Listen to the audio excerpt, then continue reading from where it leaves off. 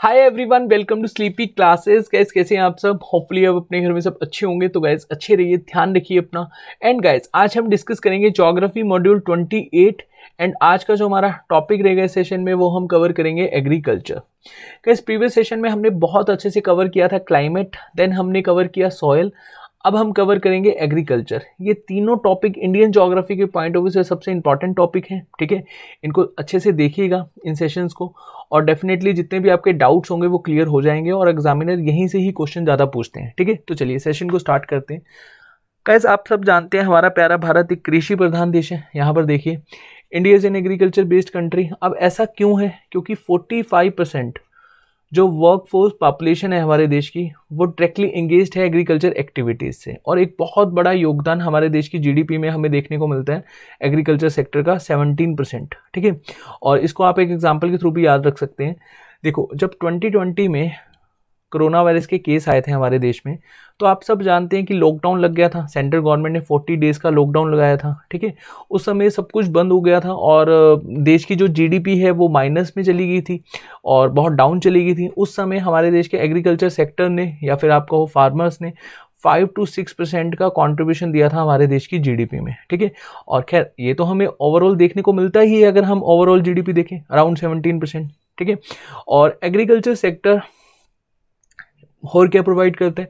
Livelihood to the people in our country. जो हमारी basic needs होती हैं हमारी एनिमल्स की, वो फुलफिल होती हैं एग्रीकल्चर से। ठीक है, और एक इम्पॉर्टेंट सोर्स है एग्रो बेस्ड इंडस्ट्रीज़ का। ठीक है, और जो लोग ज़्यादा पढ़े लिखे नहीं होते, अनस्किल्ड वर्कफोर्स है, उनको एम्प्लॉयमेंट भी देते हैं। ठीक है, और इंडिया का अगर हम जोग्राफिकल कंडीशन समझें, हमने अभी बहुत अच्छे से कवर किया क्लाइमेट सॉइल, अगर आपने वो सेशन देखे होंगे, तो एक फेवरेबल कंडीशन है एग्रीकल्चर के पॉइंट ऑफ व्यू से। ठीक है, क्योंकि काफ़ी एक हमें वेरिएशन देखने को मिलता है क्लाइमेटिक कंडीशन में, और इसी वेरिएशन की वजह से हम देखते हैं कि हमारे भारत में 15 एग्रो क्लाइमेट जोन बनते हैं। ठीक है, ये 15 एग्रो क्लाइमेट जोन हम लास्ट में कंसीडर करेंगे इनको अच्छे से। ठीक है, क्योंकि पहले हमें देखना होगा कि कहाँ पर हमें ज़्यादा एग्रीकल्चर देखने को मिलता है। ठीक है, पहले हम वो कंडीशन को अच्छे से समझेंगे। देखिए, अगर हम बात करें वर्ल्ड के पॉइंट ऑफ व्यू से, इंडिया का जो लैंड है वो 2.4% है। ठीक है, और पॉपुलेशन तो आप सब जानते ही हैं, चाइना के बाद हम सेकंड नंबर पर आते हैं। अराउंड 17% पॉपुलेशन हमारे देश में ही रहती है। ठीक है, इतनी बड़ी पॉपुलेशन। ठीक है, और इतनी बड़ी पॉपुलेशन को बेसिक नीड क्या है? ऑब्वियसली रोटी कपड़ा मकान। ठीक है, और इसी वजह से हम देखते हैं कि जो इंडिया की जो मेनली वर्क फोर्स है वो एग्रीकल्चर के साथ एसोसिएट है। ठीक है, अभी मैंने आपको बताया था ना, अराउंड 45% के आसपास। ठीक है, वैसे ये अभी 43% है। ठीक है, बट आप यहाँ पर 43 to 45% अप्रोक्सीमेटली कंसिडर कर सकते हैं। ठीक है, अब देखिए, अगर हम बात करें लैंड यूटिलाइजेशन की, ठीक है, 2.4% तो मैंने आपको बताया वर्ल्ड का जो लैंड है वो इंडिया के पास ही है। ठीक है, अगर हम इंडिया के पॉइंट ऑफ व्यू से समझें, टोटल जोग्राफिकल एरिया जो इंडिया का है वो 328 मिलियन टन्स है। ठीक है, ये जो एरिया है इसमें आप इंक्लूड कर दो पाकिस्तान ऑक्युपाइड कश्मीर और अक्साई चीन को भी। ठीक है, अभी ये एरिया हमारे पास नहीं है क्योंकि इसको कब्जाया हुआ है पाकिस्तान ने और ये कब्जाया हुआ है चाइना ने। ठीक है, तो अभी के लिए जो हमारा कैलकुलेटेड एरिया है जिसको हम यूज़ कर सकते हैं वो है हमारा अराउंड 305 मिलियन टन्स। ये अप्रोक्स फिगर है सारी की सारी, ये पॉइंट्स में थे, मैंने पॉइंट्स नहीं लिखे, तो आप अप्रोक्स फिगर यहाँ पर कंसिडर कर सकते हैं सारी की सारी। ठीक है, तो अराउंड हम कितना लैंड यूज़ कर सकते हैं? 305। ठीक है, इसमें से अगर हम बात करें जो फॉरेस्ट वाला एरिया है हमारा, अभी हमने रिसेंटली नेचुरल वेजिटेशन समझा, जो फॉरेस्ट वाला एरिया है वो अराउंड 23% के आसपास, मैंने आपको 23 to 25% बताया था। और किसी भी देश के लिए अगर हम इकोनॉमिकली स्टेबिलिटी या फिर जोग्राफिकल स्टेबिलिटी की बात करें, इकोनॉमिकली नहीं जोग्राफिकल स्टेबिलिटी की बात करें, तो 33% का फॉरेस्ट लैंड होना चाहिए। बट अभी के लिए हमने कितना अचीव कर लिया, या कितना हमारा फॉरेस्ट लैंड है? 23%। ठीक है, 23 to 25% के आसपास का आप ऐसे कंसिडर कर सकते हैं। ठीक है, तो फॉरेस्ट लैंड पे तो एग्रीकल्चर नहीं हो सकता। ठीक है, उसके बाद land not available for cultivation अगर हम बात करें तो ये है हमारा non agriculture land. Non agriculture land जो एक तरह का आप ऐसे कह सकते हो जहाँ पर इंडस्ट्रीज़ बनी हुई हैं, बिल्डिंग्स बनी हुई हैं। ठीक है, ये अराउंड हमें 5.57% देखने को मिलता है। यहाँ पर मिलियन टन्स में फिगर है, मैं आपको परसेंटेज की फॉर्म में फिगर यहाँ बता देता हूँ। ठीक है, ये आपको ईजिली रहेगा याद करना, नहीं तो आप यहाँ पर मिलियन टन्स में भी याद रख सकते हैं। ये सारे अप्रोक्स फिगर है, मैं फिर आपको बता रहा हूँ, ठीक है, पॉइंट्स में, तो आप ये भी एग्जैक्टली याद रखोगे तब भी कोई दिक्कत नहीं है, वैसे फिगर्स कभी नहीं पूछी जाती, ठीक है। और उसके बाद बैरन एंड वेस्ट लैंड कितना है हमारा, ये अराउंड है 8.8, यहाँ जस्ट सेकेंड, 8.64%, ठीक है जी। उसके बाद land use for non agriculture activities, ये मैंने आपको बता ही चुका हूँ, 5.5%। उसके बाद जो फिक्स्ड पैस्चर लैंड है जो हमारा, मतलब एक तरह का ग्रेजिंग लैंड है, ये है 3.28%। Land under miscellaneous tree crop, जहाँ पर हम देखते हैं एक तरह से रोड के साइड में जो पेड़ लगे होते हैं, वो वाला हमारा कितना लैंड है, 1.1%, ठीक है। उसके बाद कल्चरेबल जो वेस्ट लैंड है, ठीक है, जो ऐसे समझ लो कल्टीवेबल डेड लैंड या कल्चरेबल वेस्ट लैंड, ये है अराउंड 4.17%, मतलब जहाँ पर 5 साल से ज़्यादा हो गए कोई ऐसा एग्रीकल्चर नहीं हुआ, ठीक है, मतलब यहाँ पर खेती नहीं हुई 5 साल से ज़्यादा का ये टाइम पीरियड हो चुका है, ठीक है। इसको एक तरह से हम फैलो लैंड भी कहते हैं, विच इज़ लेफ्ट अनकल्टिवेटेड, ठीक है, ध्यान रखना, इसको हम फैलो लैंड भी कहते हैं। अब प्रेजेंट फैलो लैंड और अदर फैलो लैंड क्या होता है, प्रेजेंट फैलो लैंड होता है जहाँ पर 1 साल से कम समय तक कोई भी एग्रीकल्चर नहीं हुआ, ठीक है। और ये जो अदर फैलो लैंड होता है, यहाँ पर 1 साल से लेकर 5 साल के बीच में अगर एग्रीकल्चर नहीं हुआ, ठीक है, इसको हम लोग क्या कहते हैं, अदर फैलो लैंड, ठीक है, या इसको प्रेजेंट फैलो लैंड भी कहते हैं, करंट फैलो लैंड भी कहते हैं। 1 और लेस देन 1 ईयर अगर यहाँ पर एग्रीकल्चर नहीं हुआ तो इसको हम लोग क्या कहते हैं, प्रेजेंट फैलो लैंड, ठीक है जी। उसके बाद है नेट हार्वेस्ट या फिर नेट सॉन एरिया, ठीक है, ये मैंने आपको इसलिए नहीं समझाया, ये आपको कंप्लीटली समझने के बाद ही समझ में आएगा agro climatic zone of India क्या होते हैं और यहाँ पर किस तरह की क्लाइमेटिक कंडीशन बनती है। एग्रीकल्चर को हम देखेंगे यहाँ पर कौन कौन सी सॉइल प्रेजेंट होगी, ठीक है, ये एरियाज़ में जो 15 एरिया हमने डिवाइड करे, ठीक है। चलो, यहाँ पर जो हमारा नेट हार्वेस्टेड और साउंड एरिया है, ये अराउंड है 141 मिलियन हेक्टर। और जो एक्सोटेड लैंड है ये हमारा है, या इसको ऐसे समझो आप, टोटल क्रॉप एरिया, इसको भी के लिए छोड़, टोटल क्रॉप एरिया जो है हमारा 199 मिलियन हेक्टर, ठीक है जी। और उसके बाद इरिगेटेड एरिया है हमारा 63.6 मिलियन हेक्टर। अब इसको ध्यान से समझो, नेट सॉन एरिया क्या होता है और इसको हम किस तरह से रिप्रेजेंट करते हैं। देखो ऐसे समझो एक एग्जांपल के थ्रू, अब यहाँ पर आपके पास 10 हेक्टर का लैंड है, ये मान लो ये 10 हेक्टर का लैंड है, ठीक है, और यहाँ पर एक सिंगल क्रॉपिंग ही कर रहे हैं फार्मर्स, ठीक है। अब ये सिंगल क्रॉपिंग कर रहे हैं तो ये एरिया कितना एरिया है, 10 हेक्टर का, तो इसको 10 हेक्टर ही हम कंसिडर करेंगे। इसको हम लोग बेसिकली क्या बोलते हैं, नेट सॉन एरिया, ठीक है, NSA, यहाँ ध्यान रखना है, NSA क्या है, नेट सॉन एरिया, मतलब जितना एरिया था उस एरिया पे हमने एक सिंगल क्रॉप को ही एक साल में प्रोड्यूस करा, इसको हम लोग क्या बोलते हैं, नेट सॉन एरिया। अब मान लो कि फार्मर्स एक ही एरिया में, ये 10 हेक्टर एरिया में एक साल में दो क्रॉप को प्रोड्यूस कर रहे हैं, तो ये एरिया कितना हो जाएगा, 20 हेक्टर। ध्यान से समझना, एरिया कितना है, लैंड तो उतना ही है 10 हेक्टर, लेकिन हम 2 क्रॉप को प्रोड्यूस कर रहे हैं यहाँ पर, तो एरिया क्या हो जाएगा, डबल हो जाएगा, और इसको हम लोग क्या बोलते हैं, gross sown area, gross sown area या टोटल क्रॉप्ड एरिया, एक ही बात है, ठीक है। तो इसको हम लोग क्या बोलते हैं, टोटल क्रॉप्ड एरिया या फिर ग्रोस क्रॉप्ड एरिया, ठीक है। और इसके बाद एक क्रॉपिंग इंटेंसिटी होती है। अब क्रॉपिंग इंटेंसिटी का निकालने का जो फार्मूला है वो बहुत ही सिंपल है, मतलब आप एक काम करिए, यहाँ पर TCA टोटल क्रॉप्ड एरिया को डिवाइड कर दीजिए नेट सॉन एरिया से और मल्टीप्लाई कर दीजिए 100 से, तो ये क्या निकल कर आ जाएगा हमारा, क्रॉपिंग इंटेंसिटी, कि मतलब उस लैंड की क्रॉपिंग इंटेंसिटी कितनी है। यहाँ पर सिंपल सा कंसेप्ट है कि एक लैंड हमारा 10 हेक्टर का है और उसको अगर हम कंसीडर कर रहे हैं कि यहाँ पर एक तरह की ही क्रॉप को लगाया जा रहा है एक साल में, तो वो लैंड कितना होगा, 10 हेक्टर, और उसको हम क्या बोलेंगे, नेट सोन एरिया। अगर हम बात करें, या सॉरी हाँ, नेट सोन एरिया, अगर हम उसी एरिया में, उसी लैंड पर अगर हम एक साल में 2 क्रॉप प्रोड्यूस कर रहे हैं तो उसको हम लोग क्या बोलेंगे, ग्रोस क्रॉप्ड एरिया, ठीक है जी, सिंपल था। चलिए, उसके बाद यहाँ पर ये लिखा हुआ है arable land, fallow land, barren land, ये हमने अच्छे से समझा। उसके बाद यहाँ पर हम समझते हैं डिटर्मिनेंट्स ऑफ एग्रीकल्चर, ठीक है, ये हम क्रॉपिंग इंटेंसिटी समझिए चुके हैं, ठीक है। अब यहाँ पर समझो कि जो डिटर्मिनेंट्स ऑफ एग्रीकल्चर है, बहुत सारे फैक्टर्स के ऊपर कहीं ना कहीं एग्रीकल्चर डिपेंड करता है, ठीक है। एक तो फिजिकल फैक्टर्स हैं, रिलीफ, क्लाइमेट कैसा है, और आप सब जानते हैं मानसून के ऊपर हमारे देश का जो एग्रीकल्चर है वो 60% डिपेंड करता है। फिर सॉइल की फर्टिलिटी रेट कैसा है उसके ऊपर भी कहीं ना कहीं डिपेंड करता है। देन इंस्टीट्यूशनल फैक्टर्स हैं, size of farm holding, land tenure, land reforms, ठीक है, इसके ऊपर भी कहीं ना कहीं एक ये भी बहुत इंपॉर्टेंट फैक्टर है, ठीक है। उसके बाद इंफ्रास्ट्रक्चर फैक्टर है, ठीक है, इरिगेशन वहाँ पर कैसा है, ठीक है। पावर, इलेक्ट्रिसिटी, आप सब जानते हैं कि जो विलेजेस हैं वहाँ पे इलेक्ट्रिसिटी बहुत ही कम देखने को मिलती है। खैर अभी के लिए तो हम इम्प्रूव कर रहे हैं डे बाय डे, बट ये भी एक इंपॉर्टेंट फैक्टर है।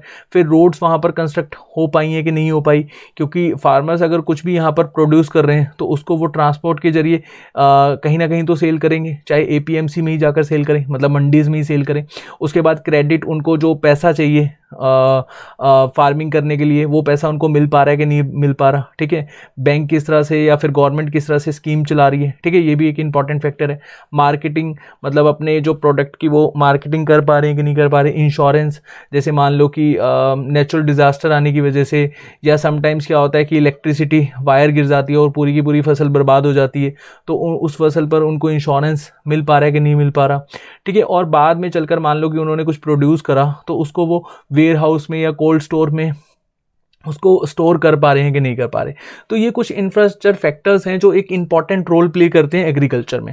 उसके बाद अगर हम टेक्नोलॉजिकल फैक्टर्स देखें, high yielding variety of seeds, ठीक है, ये एक हम लोग कहते हैं ना कि फार्मर्स को हम लोग ज़्यादा से ज़्यादा क्या करें, एजुकेशन प्रोवाइड करें फार्मर्स पर। अगर हम या फिर हम अपने देश में देखें एग्रीकल्चर के पॉइंट ऑफ व्यू से रिसर्च सेंटर्स हों तो वो काफ़ी हेल्पफुल रहेंगे, क्योंकि इंडिया एक ऐसा नेशन है जहाँ पर एग्रीकल्चर एक बहुत ही इंपॉर्टेंट रोल प्ले करता है हमारे देश की जीडीपी में, ठीक है। तो high yielding variety of seeds, chemical fertiliser, ठीक है, किस तरह से यूज़ करना है, कितना, इंसेक्टिसाइड्स और फार्म मशीनरीज, ये भी काफ़ी हेल्पफुल कहीं ना कहीं देखने को मिलती है हमें, ठीक है। तो डिटर्मिनेंट्स हैं एग्रीकल्चर के, बाकी हम अच्छे से समझेंगे, अभी के लिए तो जस्ट हम एक बेसिक सा आइडिया ले रहे हैं, ठीक है। उसके बाद क्रॉप इंटेंसिटी मैं आपको समझा चुका हूँ, ठीक है। अगर हम साइलेंट फीचर समझें इंडियन एग्रीकल्चर के, ठीक है, सबसे पहले है substance type. Substance type of agriculture का क्या मतलब होता है, farming in which the main production is consumed by the farmers house hold, मतलब फार्मर्स अपने लिए ही यहाँ पर प्रोड्यूस करता है, मेनली इंडिया में बहुत ज़्यादा यहाँ पर ये देखने को मिलता है। उसके बाद अगर हम देखें मानसून के ऊपर डिपेंड करता है, मैंने जैसे कि आपको बताया 60% के आसपास या इससे भी ज़्यादा मानसून के ऊपर हमारा पूरा का पूरा इंडिया का एग्रीकल्चर कहीं ना कहीं या फार्मर डिपेंड करते हैं, ठीक है। और उसके बाद agriculture provides employment to a large section of a work force, क्योंकि हमारे देश में एम्प्लॉयमेंट की बहुत ज़्यादा कमी और खैर लिटरेसी रेट भी ज़्यादा ना होने की वजह से एक अच्छा खासा एम्प्लॉयमेंट भी जनरेट करके देता है एग्रीकल्चर, ठीक है। उसके बाद अगर हम देखें India because of the Divers leaf climate and soil condition has a large variety of both tropical and temperate crops. Tropical और टेम्परेट क्रॉप्स क्या होता है, मैंने आपको समझाया था ना क्लाइमेट में किस तरह से हमारा India half Tropic of Cancer से ऊपर है, हाफ ट्रॉपिक ऑफ कैंसर से नीचे है। तो हमें यहाँ पर दोनों ही कंडीशन देखने को मिलती है क्रॉप्स की, ट्रॉपिकल भी और टेम्परेट क्रॉप्स भी, ठीक है। उसके बाद प्रोडोमिनेंस ऑफ फूड क्रॉप्स, मतलब 2/3 यहाँ पर अगर हम बात करें टोटल क्रॉप्ड एरिया की, तो प्रोडोमिनेंस किसका देखने को मिलता है हमें, फूड क्रॉप्स का, लाइक एज वीट, राइस, मेज, ठीक है, एक्सेट्रा। उसके बाद इंडियन एग्रीकल्चर, ये मैं आपको बता ही चुका हूँ, 60% के आसपास मानसून के ऊपर डिपेंड करता है। India has 3 major crop season, rabi, kharif, zaid crops, ठीक है, ये हम अभी डिस्कस करेंगे। चलिए मैं अब थोड़ा सा आपको बता देता हूँ, ये वैसे नेक्स्ट सेशन में हम अच्छे से डिस्कस करेंगे इसको, ठीक है। और कंप्लीटली कि कितना हमें, मान लो कि अगर हम कंसिडर कर रहे हैं कॉटन को, ठीक है, अब कॉटन की प्रोडक्शन में कितना प्रेसिपिटेशन हमें जरूरी है और कौन कौन सी कंडीशन में ही कॉटन और कौन कौन सी वहाँ पर हम सॉइल की वैरायटी देखते हैं, तो ये हम नेक्स्ट सेशन में अच्छे से डिस्कस करेंगे, ठीक है। और ये जो सेशन रहेगा हमारा नेक्स्ट वाला, उसमें जो हम काफ़ी डिटेल में डिस्कस करेंगे, ऐसे क्वेश्चंस भी अब आपके एग्जाम में पूछे जाते हैं। बाकी यहाँ पर आपको एक बेसिक आइडिया लगेगा और एक कंसेप्ट आपको समझ में आएगा कि एक्चुअली में इंडियन एग्रीकल्चर के पॉइंट ऑफ व्यू से अगर हम समझें तो मेन से कौन कौन से फीचर्स होते हैं, ठीक है। और लास्ट में हम समझेंगे एग्रो, जो मैंने आपको एक मैप के थ्रू रीजन समझाया था, ठीक है। अब यहाँ पर देखो जो राबी, खारिफ है और ये जो खारिफ क्रॉप है, इनको मेनली हम मानसून क्रॉप भी कहते हैं, ठीक है, क्योंकि ये मेनली प्लांटेड करी जाती हैं जून में और हार्वेस्टेड करी जाती है अक्टूबर में। जैसे कॉटन हो गई, राइस हो गई, मेज़ हो गई, ग्राउंडनट है ना, ये क्या है, खारिफ क्रॉप्स हैं।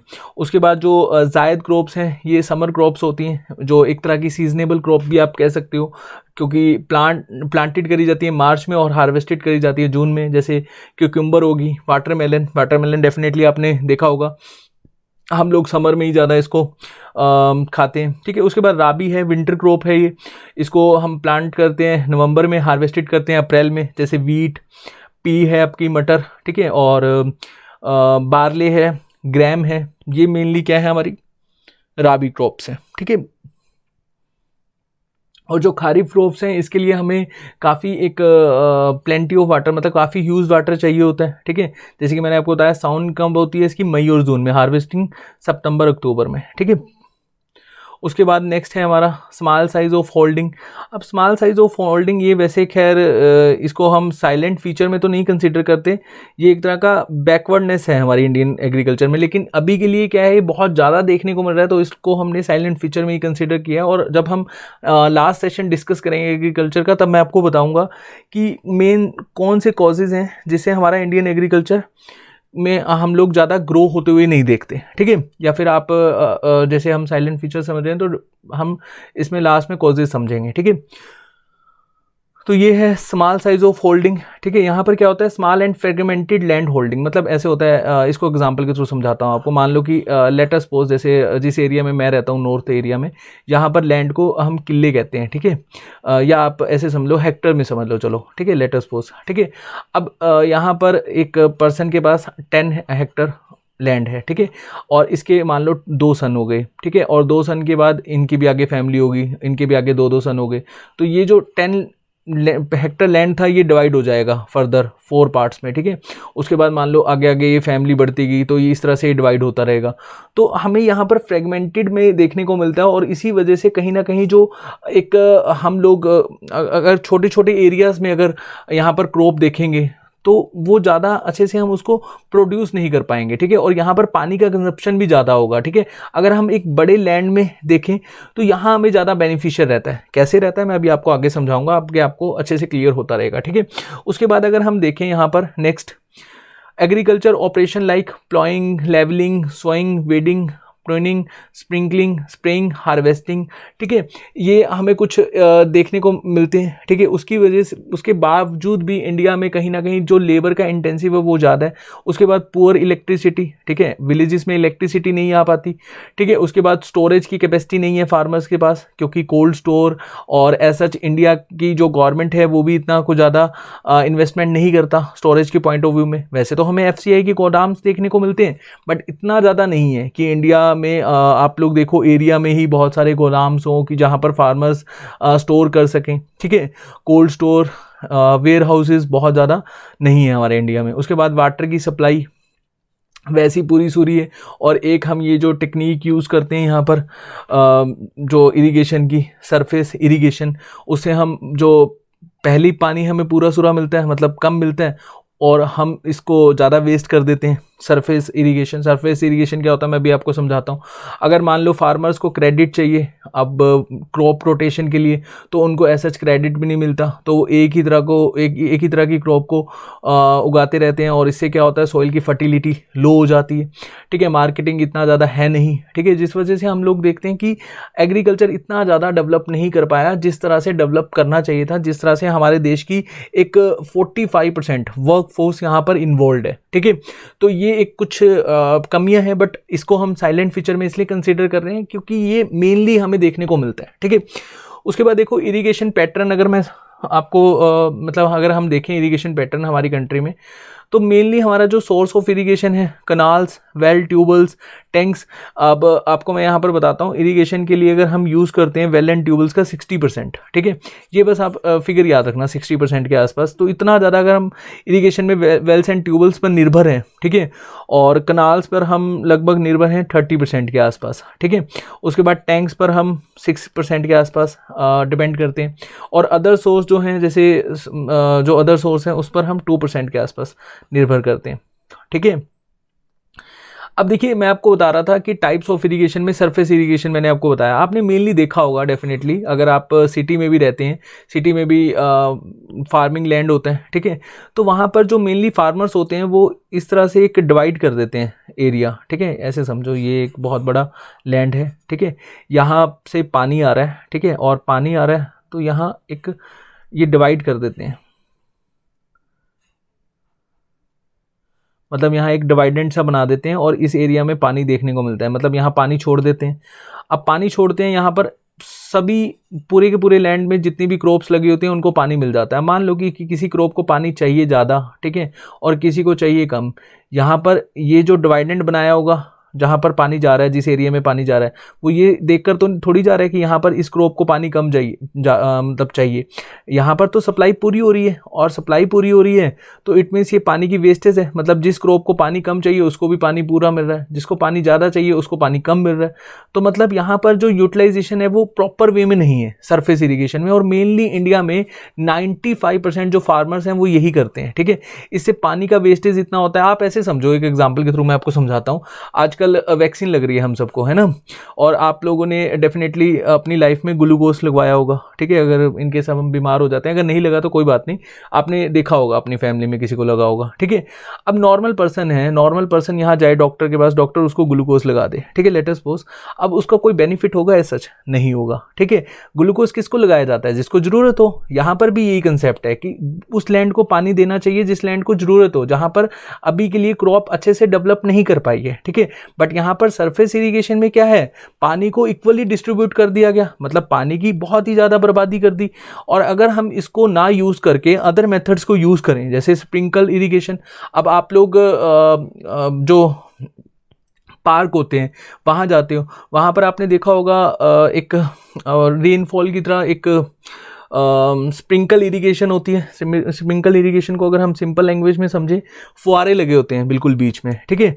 तो वहाँ पर अगर उस पर्पस के थ्रू हम पानी को डिस्ट्रीब्यूट करें तो पानी अच्छे से डिस्ट्रीब्यूट भी हो जाएगा और पानी की वेस्टेज भी कम होगी। स्प्रिंकल इरिगेशन, इसको ज़्यादा यूज़ करना चाहिए इंस्टेंट ऑफ हम अगर सरफेस इरिगेशन पर ज़्यादा निर्भर रहें। इससे आने वाले समय में पानी का शॉर्टेज हो जाएगा और वो हमारे लिए एक बहुत बड़ा चैलेंजिंग फैक्टर रहेगा, ठीक है। उसके बाद ड्रिप इरिगेशन। ड्रिप इरिगेशन, ये मैंने आपको जो ग्लूकोज वाला एग्जाम्पल दिया वो बिल्कुल सही है, बिल्कुल फिट है, कि जहाँ पर हमें जिस लैंड में ज़्यादा ज़रूरत है पानी की उसको हम ड्रिप कर दें, मतलब वहाँ पर पानी दे दें, और बाकी एरियाज़ में हम पानी ना दें। तो ये कुछ टाइप ऑफ इरिगेशन है जिसको लेकर हम लोगों को सोचना होगा, मतलब हमारे देश के फार्मर्स को और हमारे देश की गवर्नमेंट को सोचना होगा, ठीक है। सरफेस इरिगेशन ज़्यादा लंबे समय के लिए सही नहीं है और मेनली हमारे इंडिया में यही यूज़ किया जाता है 95% के आसपास, ठीक है। और इरिगेशन तो आप सब जानते ही हैं क्यों क्यों ज़रूरी है, ठीक है, इसलिए मैंने डायरेक्टली आपको यहाँ पर परसेंटेज ही बता दिया, ठीक है। चलिए उसके बाद जो हम नेक्स्ट देखें, ये हमारा इंडिया है, देखो यहाँ पर प्यारा भारत, और यहाँ पर जो इरिगेशन है कनाल के थ्रू इतना इसी से एरिया में दिया जाता है, वेल के थ्रू, मेनली जो यूपी बिहार वाला एरिया है, ठीक है, यहाँ पर हम कनाल और वेल के थ्रू ही इरिगेटेड करते हैं, ठीक है। उसके बाद एग्रो क्लाइमेट जोन को अच्छे से समझ लेते हैं, ठीक है, ये इंपॉर्टेंट है, इसको समझना भी इंपॉर्टेंट है। और मतलब यहाँ पर हम लोग देखेंगे कौन कौन से एरिया में किस तरह का हम लोग सॉइल देखते हैं और कहाँ पर हमें क्लाइमेटिक कंडीशन के अकॉर्डिंगली कौन सी एग्रीकल्चर हम यहाँ पर कर सकते हैं, ठीक है। अब यहाँ देखो सबसे पहले western Himalaya region. Western Himalaya region, first point यहाँ पर देखो वेस्टर्न हिमालय रीजन। अब ये कौन सा एरिया है? लद्दाख, जम्मू एंड कश्मीर, पंजाब वाला रीजन है, ठीक है। यहाँ पर हमें कौन सी सोयल देखने को मिलती है? मेनली ब्राउन सोयल, मैंने आपको प्रीवियस सेशन में अच्छे से समझाया था। सिल्टी लोमी सोयल होती है यहाँ पर, और एक स्टीप स्लूप बन जाते हैं। स्टीप स्लूप बनने की वजह से यहाँ पर जो टेरेस वे में फार्मिंग करी जाती है। टेरेस वे में फार्मिंग क्या होती है? इस तरह से ये स्लोप को इस तरह से बनाते हैं ये कि यहाँ पर सॉयल इरोशन ज़्यादा ना हो, ठीक है। उसके बाद ईस्टर्न हिमालय रीजन है। ईस्टर्न हिमालय जो ये पूर्वांचल की पहाड़ियाँ हैं हमारी, ठीक है, ये डेंस फॉरेस्ट वाला पार्ट है, ठीक है। और मानसून में हमने देखा था कि इंडिया में जो ये आपको ट्रायंगल शेप देखने को मिल रही है बिल्कुल नीचे, जब मानसून हिट करता है मालाबार कोस्ट को, या फिर जब मानसून का अराइवल होता है, तो मानसून इस ट्रायंगल की शेप पर जब हिट करता है तो हाफ तो अरेबियन सी की तरफ से इधर चला जाता है अरेबियन सी की मदद से, और बे ऑफ बंगाल की मदद से इधर चला जाता है, ठीक है। और यहाँ पर 3 ब्रांचें बनती हैं, मतलब अराउंड 65% प्रेसिपिटेशन हमें अरेबियन सी की तरफ से देखने को मिलता है, और अराउंड 35% प्रेसिपिटेशन हमें बे ऑफ बंगाल की तरफ से देखने को मिलता है, ठीक है। ये हमने डिस्कस करा अच्छे से। अब सबसे पहले जो बे ऑफ बंगाल की तरफ से ब्रांच बनती है वो है हमारी ये वाला पार्ट, ठीक है, जो मैंने आपको बताया था ना माइंसराम मेघालय वाला रीजन, तो यहीं पर सबसे पहले हिट करता है, ठीक है। और ये है ईस्टर्न हिमालय वाला पार्ट, तो यहाँ पर प्रेसिपिटेशन क्या होती है, बहुत ज़्यादा होती है, ठीक है, और हाईली डेंस फॉरेस्ट वाला पार्ट है, ठीक है। और यहाँ पर जो सोयल पाई जाती है रेड ब्राउन सोयल पाई जाती है, और यहाँ पर हैवी प्रेसिपिटेशन होने की वजह से सॉयल इरोशन भी बहुत ज़्यादा होता है, ठीक है। और यहाँ पर मेनली जो लोग हैं एग्रीकल्चर के लिए जितना ज़्यादा डेवलप नहीं है, तो शिफ्टिंग कल्टीवेशन को ये लोग यूज़ करते हैं, मेनली शिफ्टिंग एग्रीकल्चर करते हैं। शिफ्टिंग एग्रीकल्चर क्या है हम नेक्स्ट सेशन में बहुत अच्छे से समझेंगे, ठीक है। और चलिए उसके बाद हम नेक्स्ट देखें लोअर गंगेटिक प्लेन। जो लोअर गंगेटिक प्लेन है हमारा, ये मेनली वेस्ट बंगाल और ईस्टर्न बिहार वाला पार्ट है, ठीक है। और यहाँ पर जो सॉइल रहती है वो एलुवियल सॉइल रहती है, ठीक है। एलुवियल सॉइल मैंने आपको बताया था, एलुवियल सॉइल में हम हर तरह की एग्रीकल्चर के लिए वो सही है सॉइल, ठीक है। उसके बाद अगर हम 4 देखें तो मिडल गंगेटिक प्लेन, जो मिडल गंगेटिक प्लेन है ये हमारा बिहार और उत्तर प्रदेश वाला एरिया है, ठीक है। और यहाँ पर भी रेनफॉल काफ़ी ज़्यादा होता है, और इसी वजह से जो इरिगेशन है वो यहाँ पर 39% के आसपास हमें देखने को मिलता है, ठीक है। और उसके बाद अपर गंगेटिक प्लेन है, ये आपको देखने को मिलेगा ये वाला रीजन, और ये रीजन कौन सा है, northern reason of Uttar Pradesh, ठीक है। और यहाँ पर आपको जो मेनली इरिगेशन होता है वो कनाल और वेल से, ट्यूबवेल से ही देखने को मिलता है, ठीक है। उसके बाद 6 है हमारा ट्रांस गंगेटिक प्लेन, ये पंजाब हरियाणा दिल्ली वाला रीजन है, ठीक है। ये तो मेनली एग्रीकल्चर के लिए सबसे बेस्ट जो एरिया है ऑल ओवर द इंडिया, क्योंकि ग्रीन रेवोल्यूशन के बाद सबसे ज़्यादा यही डेवलप करा था, ठीक है। हम लास्ट सेशन में इसको अच्छे से समझेंगे क्या था ग्रीन रेवोल्यूशन, और उसके बाद क्या कौन कौन से एरिया सबसे ज़्यादा डेवलप कर गए थे, ठीक है। और यहाँ पर एलुवियल सॉइल और सेमी एरिड क्लाइमेट होता है, ठीक है। हाईएस्ट ऑन एरिया, जैसे कि मैंने आपको बताया था, एक तरह की क्रॉप के ऊपर ही ज़्यादा फोकस्ड रहते हैं हरियाणा पंजाब और दिल्ली के जो फार्मर्स हैं, ठीक है। उसके बाद ईस्टर्न प्लेटू हिल्स है, ईस्टर्न प्लेटू हिल्स आपको देखने को मिलेगा ये वाला एरिया। ये कौन सा एरिया है, छोटा नागपुर प्लेट्यू, ठीक है। और एक यहाँ पर घरजाट हिल्स हैं, मध्य प्रदेश भी यहाँ पर देखने को मिलेगा इस रीजन में। वेस्टर्न बंगेलखंड प्लेट्यू उड़ीसा, ये आपको ईस्टर्न प्लेट्यू हिल्स में देखने को मिलेगा। और यहाँ पर जो सॉइल होती है वो फर्टाइल सॉइल है, ठीक है। और इरिगेशन के लिए हम ट्यूबवेल्स का ही यूज़ करते हैं, क्योंकि इतना ज़्यादा यहाँ पर प्रेसिपिटेशन होता नहीं है, ठीक है। उसके बाद है central plateau hills, central plateau hills जो आपको ये यहाँ पर देखने को मिलेगा। ये कौन सा एरिया है, मध्य प्रदेश वाला अगेन। और साउथर्न वेस्टर्न राजस्थान, यहाँ पर राजस्थान देखने को मिलेगा आपको, ठीक है। और यहाँ पर भी प्रेसिपिटेशन इतना ज़्यादा होता नहीं, मॉडरेट रेनफॉल होती है, ठीक है। और यहाँ मिक्स सॉइल हमें देखने को मिलती है, रेड भी सॉइल देखने को मिलती है, ब्लैक सॉइल भी देखने को मिलती है, और साथ साथ हमें येलो सॉइल भी देखने को मिलती है, ठीक है। रेड और येलो तो चलो आप एक ही कंसिडर कर सकते हैं, ब्लैक सॉइल भी हमें देखने को मिलती है, ठीक है। उसके बाद वेस्टर्न प्लेट्यू हिल है, ठीक है। वेस्टर्न प्लेट्यू जो हिल है ये आपको यहाँ पर देखने को मिलेगा तमिलनाडु, आंध्र प्रदेश, कर्नाटका वाला रीजन। और यहाँ पर फार्मिंग जो है वो ड्राई लैंड फार्मिंग होती है। अब ड्राई लैंड फार्मिंग क्या है हम नेक्स्ट सेशन में बहुत अच्छे से समझेंगे, ठीक है। 81% के आसपास यहाँ पर ड्राई लैंड फार्मिंग हमें देखने को मिलती है। क्रॉपिंग इंटेंसिटी यहाँ पर बहुत ही पुअर है, 11% यहाँ पर क्रॉपिंग इंटेंसिटी है, ठीक है। उसके बाद अगर हम समझे नेक्स्ट हमारा साउथर्न प्लेट्यू हिल, साउथर्न प्लेट्यू हिल तमिलनाडु आंध्र प्रदेश वाला ये रीजन है, तमिलनाडु आंध्र प्रदेश और कर्नाटका वाला रीजन है, ठीक है। और यहाँ पर भी हमें रेनफॉल ज़्यादा देखने को नहीं मिलती, ठीक है। उसके बाद ईस्टर्न, ये खैर हम डिस्कस कर चुके हैं, ठीक है। ईस्टर्न कोस्टल प्लेन और हिल वाला जो एरिया है हमारा तमिलनाडु आंध्र प्रदेश, ठीक है, ये वाला एरिया तमिलनाडु आंध्र प्रदेश, और ये हमें देखने को मिलता है यहाँ पर उड़ीसा, ठीक है। इंडिया मैप अगर आप अच्छे से जानते हैं तो डेफिनेटली आपको एरिया में दिक्कत नहीं होगी ये कौन से एरियाज़ हैं, ठीक है। उसके बाद यहाँ पर हमें क्या कंडीशन देखने को मिलती है, यहाँ भी एलुवियल सॉइल है, कोस्टल एरिया है, तो प्रेसिपिटेशन यहाँ पर भी ज़्यादा होता है, ठीक है। उसके बाद 12 जो है हमारा वेस्टर्न कोस्टल प्लेन, ये तो वेस्टर्न घाट वाला मानसून सबसे पहले यहीं हिट करता है, और पूरा का पूरा जो वेस्टर्न घाट वाला जो बेल्ट है, वेस्टर्न घाट के इधर वाला जो वेस्टर्न वाला बेल्ट है हमारा, यहाँ पर प्रेसिपिटेशन बहुत ज़्यादा देखने को मिलता है। और ये एरिया कौन सा है, सौराष्ट्र वाला, महाराष्ट्र वाला, सौराष्ट्र बोले तो थोड़ा सा गुजरात वाला रीजन आप कंसिडर कर सकते हैं, महाराष्ट्र वाला, गोवा, कर्नाटका, तमिलनाडु वाला रीजन है ये, ठीक है। उसके बाद जो आपका गुजरात प्लेन हिल्स, ये एग्जैक्टली आपको गुजरात वाला एरिया ही देखने को मिल रहा है। यहाँ पर इतनी ज़्यादा कंडीशन नहीं होती प्रेसिपिटेशन की, तो आप यहाँ पर मॉडरेट कंडीशन देख सकते हैं, ठीक है। और यहाँ पर भी जो इरिगेशन होता है मेनली 30 to 40% ट्यूबवेल से ही होता है, ठीक है। इतना ज़्यादा यहाँ पर प्रेसिपिटेशन होता नहीं है। उसके बाद 14 जो है western dry region, western dry region exactly desert वाला पार्ट आ गया राजस्थान का, ठीक है। तो यहाँ तो प्रेसिपिटेशन होता ही नहीं है, और जो हमें सॉइल देखने को मिलती है हॉट सैंडी डेजर्ट कंसीडर कर सकते हैं हम लोग। यहाँ पर वेपोरेशन बहुत ज़्यादा हाई होता है, ठीक है। उसके बाद लास्ट है आइलैंड रीजन, जो आइलैंड्स हैं हमारे वो वाला रीजन है, अंडमान निकोबार एंड वेस्टर्न लक्षद्वीप वाला जो हमारा पार्ट है, ठीक है। यहाँ पर ऑब्वियसली रेनफॉल ज़्यादा होगा। देखो अगर हमारे आइलैंड्स हैं तो वहाँ पर तो एक कोस्टल एरिया है, तो वहाँ प्रेसिपिटेशन हमें अराउंड 300 सेंटीमीटर के आसपास देखने को मिलेगा, ठीक है। इससे भी ज़्यादा, 300 सेंटीमीटर से ज़्यादा। तो अभी के लिए जस्ट हमने एक बेसिक सा समझा कि इंडियन एग्रीकल्चर में हम किस तरह से देखते हैं। नेक्स्ट सेशन में हम अच्छे से समझेंगे टाइप्स ऑफ फार्मिंग, ठीक है। टाइप्स ऑफ फार्मिंग के बाद हम समझेंगे कि इंडिया के पॉइंट ऑफ व्यू से कौन कौन सी क्रॉप को हम और कौन कौन से एरिया में जो एग्रो क्लाइमेट जोन है ना, इसको हम अच्छे से डिस्कस करेंगे, मतलब डिटेल में डिस्कस करेंगे नेक्स्ट सेशन में, ठीक है। तो होपफुली ये सेशन में आपको जितना हमने डिस्कस करा वो समझ में आया होगा। अगर इन केस आपका कोई डाउट है प्लीज़ कमेंट सेक्शन में पोस्ट करिएगा, हम वहीं पर आपके डाउट्स को कंसीडर करेंगे, नहीं तो मैं नेक्स्ट सेशन में आपके डाउट्स, ठीक है, पहले ले लूँगा। चलिए, थैंक यू सो मच।